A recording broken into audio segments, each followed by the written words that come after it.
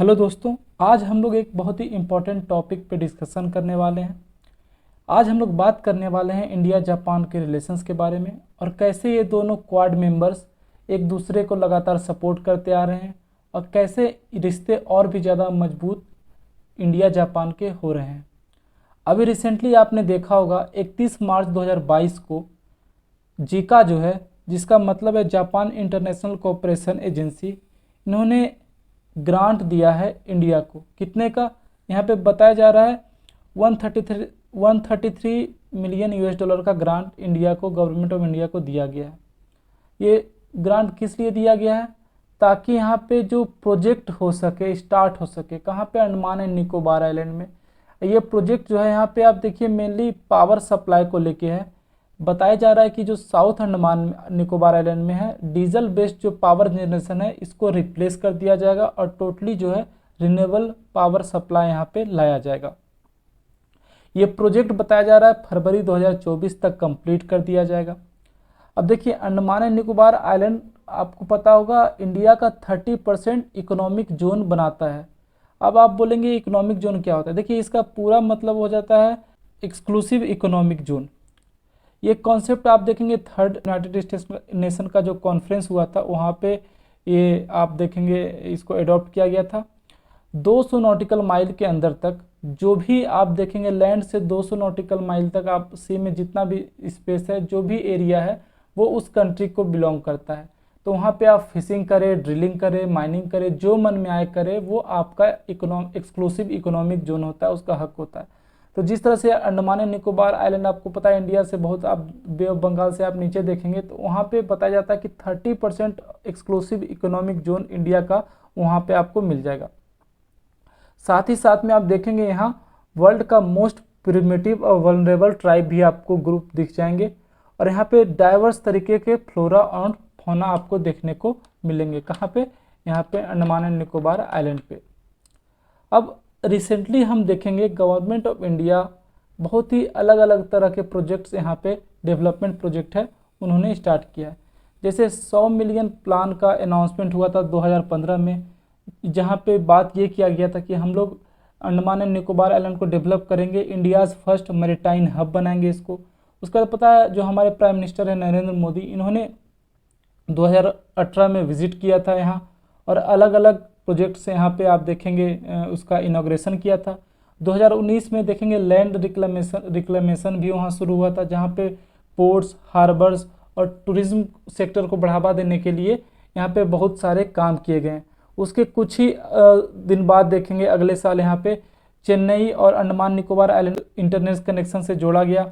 अब बताया जा रहा है कि ऑलमोस्ट अंडमान एंड निकोबार के 7 रिमोट आइलैंड पे ये फैसिलिटी प्रोवाइड किया गया था। उसके बाद आप देखेंगे अनाउंसमेंट हो गया कि हम लोग एक ट्रांसशिपमेंट पोर्ट बनाएंगे निकोबार आइलैंड में। अब देखिए इन सब बातों पे आप देखेंगे, अब रिसेंटली यहाँ पे देखेंगे कि इन सब के बाद जिस तरह से जीका ने ये अनाउंस किया है कि हम इसमें पावर में रिन्यूएबल एनर्जी पावर लाने में हेल्प करेंगे और डीजल वाला जो चल रहा था उसको हटाएंगे, रिन्यूएबल सोर्स यहाँ क्लीन एनर्जी उत्पादन करेंगे। तो देखिए एक तो इस बात से पता चलता है इंडिया जापान का रिश्ते कितने ज़्यादा डीप हो चुके हैं कि ये जो इश्यूज है आप देखेंगे, ये जो एरिया है Andaman and Nicobar island, India कभी भी फॉरेन इन्वेस्टर को यहाँ अलाउ नहीं करता, लेकिन आप देखेंगे जापान को उसने अलाउ किया और जापान ने यहाँ पे ग्रांट भी दिया और इंडिया इसका यूटिलाइज कर रहा है, इंडिया कंफर्टेबल है। तो इन सब बातों से पता चलता है भी कि इंडिया और जापान के रिश्ते कितने ज़्यादा आप देखेंगे अभी हाई पीक पे चल रहे हैं कि इंडिया इतना कॉन्फिडेंस दिखा रहा है जापान पे कि वो बोल रहा है कि हाँ आइए आप हमारा जो इतना इंपॉर्टेंट इकोनॉमिक जोन है, क्योंकि इससे पहले भी देखिए यहाँ पे इतने ज़्यादा कल्चर है, वैरायटी है, फ्लोरा एंड फौना, गवर्नमेंट हमेशा इसको ओरिजिनलिटी को मेंटेन करके रखती थी। लेकिन इतना इस अभी के रिसेंट कुछ सालों में जो हमारा अंडमान एंड निकोबार आइलैंड है स्ट्रेटेजिकली इतना ज़्यादा इंपॉर्टेंट हो गया है कि गवर्नमेंट ने भी सोचा अब इसमें इन्वेस्टमेंट लाना चाहिए, मॉडर्नाइजेशन करना चाहिए, जो इन्वायरमेंट है उसको भी ध्यान में रखते हुए, और अलग अलग प्रोग्राम्स यहाँ चलाए जा रहे हैं, प्रोजेक्ट चलाए जा रहे हैं। अब हम लोग समझने का कोशिश करते हैं आखिरकार ये जो अंडमान एंड निकोबार आइलैंड है इतना ज़्यादा इम्पोर्टेंट क्यों हो जाता है। देखिए इसके बहुत सारे कारण हैं, मैं कुछ रीजंस बता रहा हूँ और इससे आपको क्लियर हो जाएगा कि जो हमारे अंडमान एंड निकोबार आइलैंड है ये हमारे लिए नहीं पूरा बल्कि पूरा वर्ल्ड के लिए क्यों इतना ज़्यादा इम्पोर्टेंट है। सबसे पहले इसका ज्योग्राफिकल लोकेशन जो है बहुत ही ज़्यादा इम्पोर्टेंट है। इसका ज्योग्राफिकल लोकेशन क्यों इम्पोर्टेंट है, ये देखिए सबसे पहले तो आपको समझना होगा, ये जो अंडमान एंड निकोबार आइलैंड है, इससे हम लोग क्या कर सकते हैं कि फ्रीडम मेंटेन कर सकते हैं, freedom of navigation in surrounding water. अब जैसे ये आइलैंड है तो आसपास के वाटर में हम लोग एक फ्रीडम रख सकते हैं, नेविगेशन फ्रीडम एक रख सकते हैं। आप क्यों फ्रीडम रख सकते हैं, ज़्यादातर इस एरिया में डर किसका है, चाइना का। चाइना एग्रेशन हमेशा आप देखेंगे चाइना हर जगह करता है, तो यहाँ पे जब Andaman and Nicobar island develop होगा, हमारी मिलिट्री हमारी आर्मी यहाँ पे रहेगी, तो यहाँ पे फ्रीडम नेविगेशन और फ्रीडम यहाँ पे आपको आराम से दिखेगा। और ये देखिए इंडियन ओशियन और पैसिफिक ओशियन जहाँ ज्वाइन करते हैं, एक टाइप का अप्रोक्सीमेटली देखेंगे वहाँ एक आपको ये दिखेगा, इधर से आप देखेंगे इंडियन ओशियन, उधर से चाइना की तरफ से आप देखेंगे पैसिफिक ओशियन, और यहाँ पे एक ज्वाइंट दिखेगा। तो एक बहुत ही स्ट्रेटेजिकली ये इंपॉर्टेंट पॉइंट पे होता है। उसके बाद जो स्ट्रेट ऑफ मलक्का है उससे जस्ट थोड़ा सा वेस्ट में बहुत ही क्लोज में ये लोकेटेड है। और पता है आपको स्ट्रेट ऑफ मलक्का बहुत ज़्यादा इंपॉर्टेंट है, क्योंकि जितने भी ईस्ट एशियन कंट्रीज़ है वो लोग यहाँ से फ्यूल एनर्जी रिक्वायरमेंट अपना पूरा करता है, यहीं से ट्रांसपोर्ट होता है। तो आपको समझ में आएगा कि चाइना इस अंडमान एंड निकोबार आइलैंड को लेके इतना ज़्यादा नर्वस क्यों रहता है। क्योंकि अगर ये पॉइंट इंडिया ने चोक कर दिया तो आप देखेंगे पूरा का पूरा ईस्ट एशियन कंट्रीज़ का यहाँ पे देखेंगे इफेक्ट होगा, आपका एक्सपोर्ट क्या का फ्यूल रिक्वायरमेंट एकदम बंद हो जाएगा, एकदम कम हो जाएगा, और इससे सीधा उन लोग का इकोनॉमिक डेवलपमेंट पे सीवियर इफेक्ट पड़ेगा। अब देखिए एक तो ये सारा रीजन हो गया कि एक्सपोर्ट का, ऑयल का। अब और क्या रीजन है, चाइना लगातार अपना प्रेजेंस जो है पैसिफिक ओशियन में उसका ही है, उसके बाद इंडियन ओशियन में भी बनाने का कोशिश कर रहा है।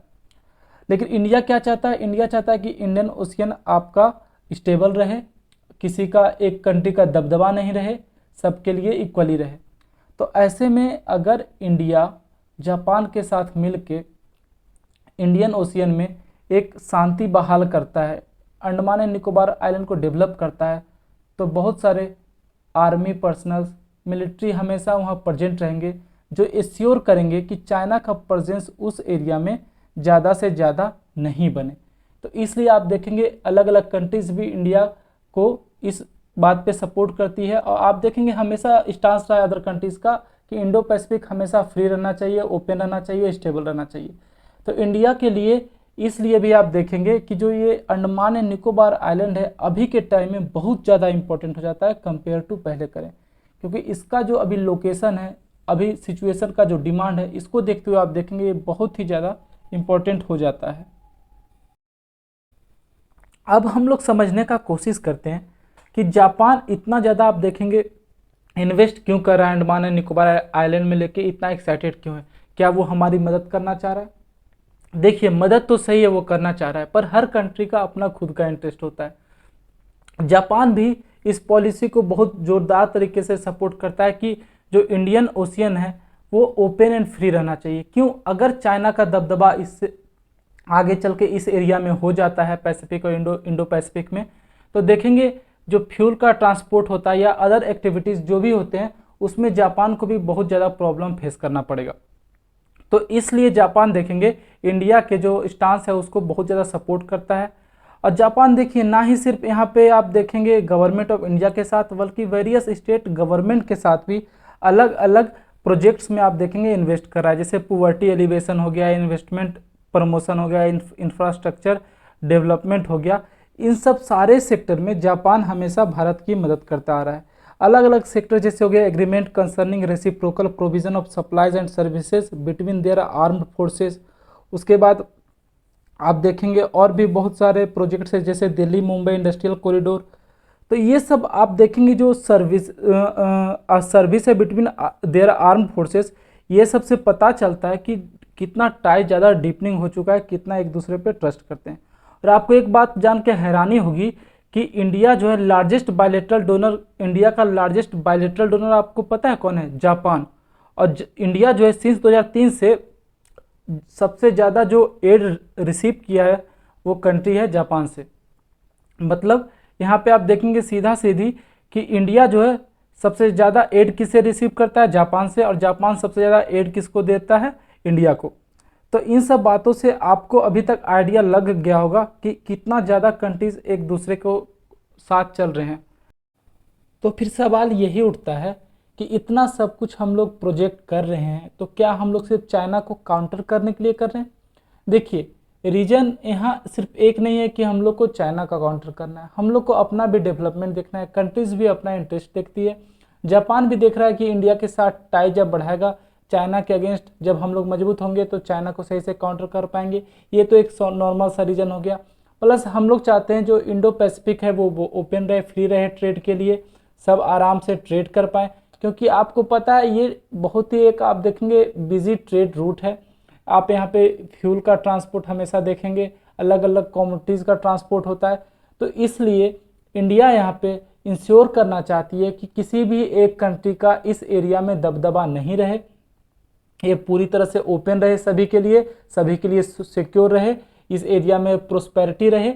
इन सब बातों को लेके हम लोग जो है यहाँ पे अंडमान एंड निकोबार आइलैंड पे फोकस कर रहे हैं। और कंट्रीज आप देखेंगे यहाँ पे जापान जो हमारी हेल्प कर रही है, तो इनका भी ये इंटरेस्ट है इसमें कि हम लोग हैं इंडिया का साथ दें, ताकि वो चाइना के अगेंस्ट खड़े रहें, चाइना के अगेंस्ट मजबूती से खड़े रहें। तभी चल के आप देखेंगे आगे चल के हम लोग जो है इस जो लक्ष्य है कि open and free Indo Pacific रखना है, इसको हम लोग अचीव कर पाएंगे। तो उम्मीद करते हैं आपको ये आज का टॉपिक समझ में आया होगा। मिलते हैं अगले वीडियो में, तब तक पढ़ते रहिए। जय हिंद।